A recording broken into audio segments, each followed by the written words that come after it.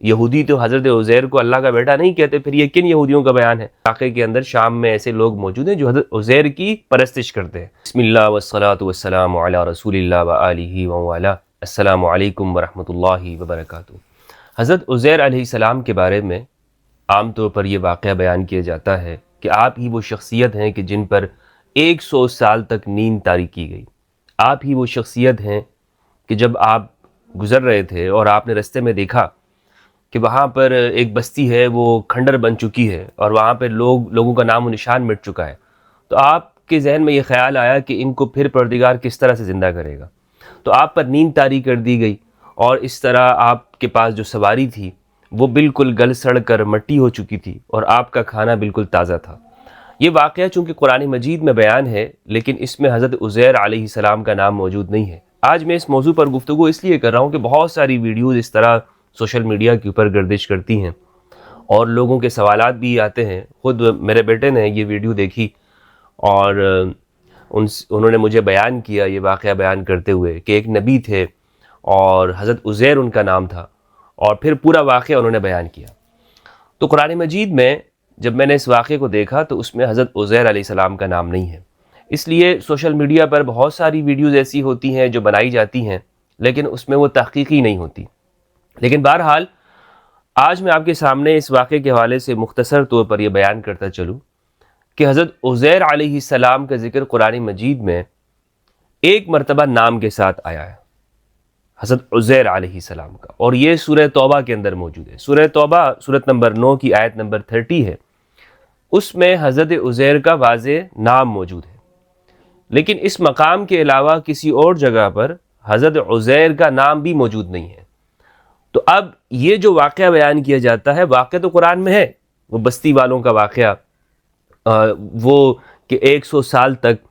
ان پر نیند کی کیفیت طاری کر دی گئی، موت طاری کر دی گئی، قرآن مجید کے الفاظ واقعہ میں آپ کے سامنے بیان کرتا ہوں، لیکن اس میں نام نہیں ہے۔ سورہ توبہ میں جہاں پر نام ہے، فرمایا وقالت الیہود عزیر ابن اللہ،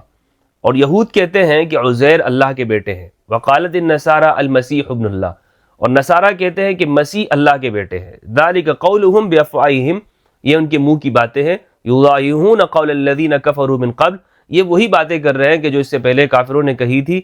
قاتلہم اللہ انا یؤفکون، ان پر اللہ کی پھٹکار ہو، کس طرف بھٹکے جا رہے ہیں۔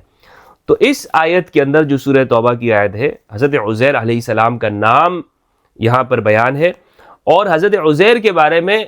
یہود کے کچھ گروہ کا یہ عقیدہ اور نظریہ قرآن نے یہاں پر بیان کیا ہے کہ کچھ لوگ یہود میں سے ایسے ہیں کہ جو ان کو اللہ کا بیٹا مانتے ہیں،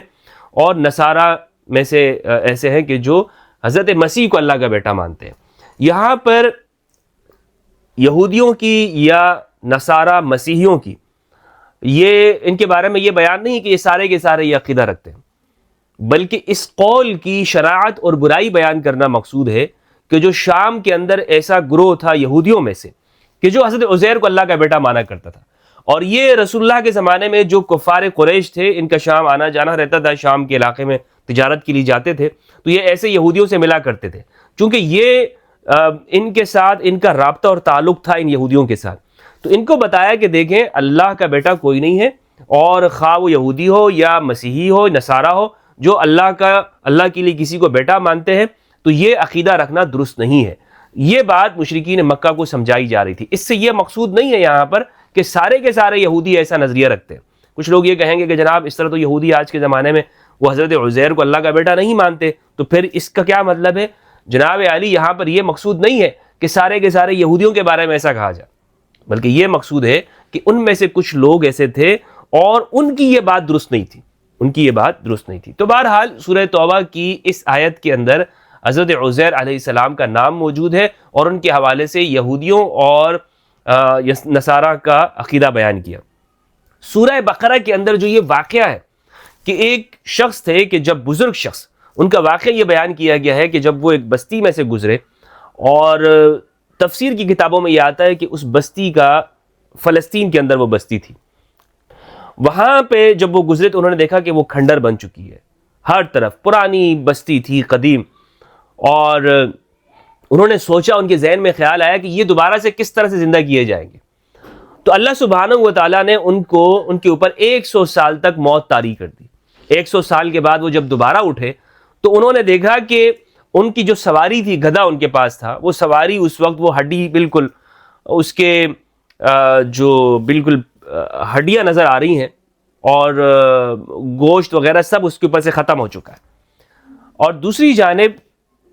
وہ اس کا کھانا بالکل تازہ موجود ہے۔ تو ان کے پاس وحی آئی اور ان سے پوچھا گیا یہ بتائیں کہ آپ کتنی دیر سوئے تھے؟ تو انہوں نے کہا کہ صبح سے شام ہوئی ہے مجھے۔ تو اللہ سبحانہ و تعالیٰ کی جانب سے وحی ہے، فرمایا کہ نہیں، تم 100 سال تک تم سوئے تھے، اور تم نے چونکہ یہ سوال کیا تھا، ہم نے تمہیں دکھایا، اور دیکھو کس طرح سے یہ تمہاری سواری ہے،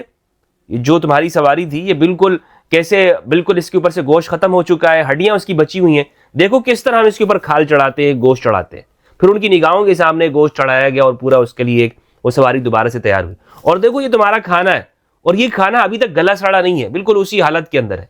تو اندازہ کرو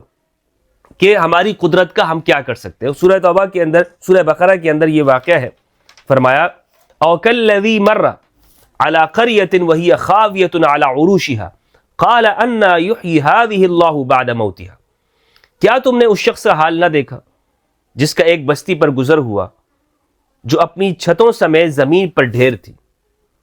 کبھی آپ نے ایسا منظر دیکھا ہو، کسی علاقے میں تباہی آ گئی ہو، اللہ تعالیٰ سب کو محفوظ رکھے، سب علاقوں کو،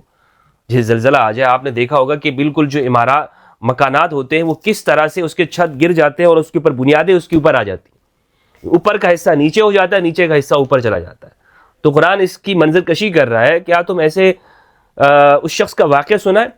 کہ جو ایسی بستی کے اوپر گزرا کہ جہاں پر وہ اپنے چھتوں کے اوپر گری ہوئی تھی؟ قال انا یحیی هذه اللہ بعد موتها۔ تو اس شخص کے ذہن میں یہ سوال آیا کہ اللہ سبحانہ وتعالیٰ اس کو کس طرح اس کے مرنے کے بعد زندہ کرے گا۔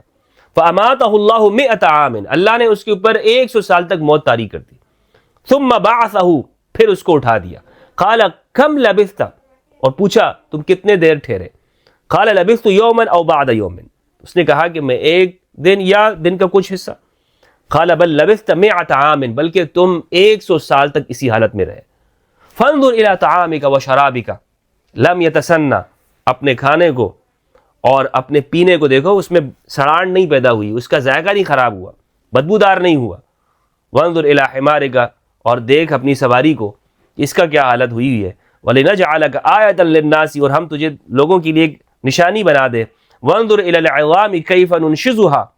اور ہڈیوں کو دیکھو ہم کس طرح اس کو برابر کرتے ہیں۔ ثُمَّ نَكْسُوهَا لَحْمًا، پھر اس کے اوپر تہ چڑھائیں گے گوشت کی۔ فَلَمَّا تَبَيَّنَ لَهُ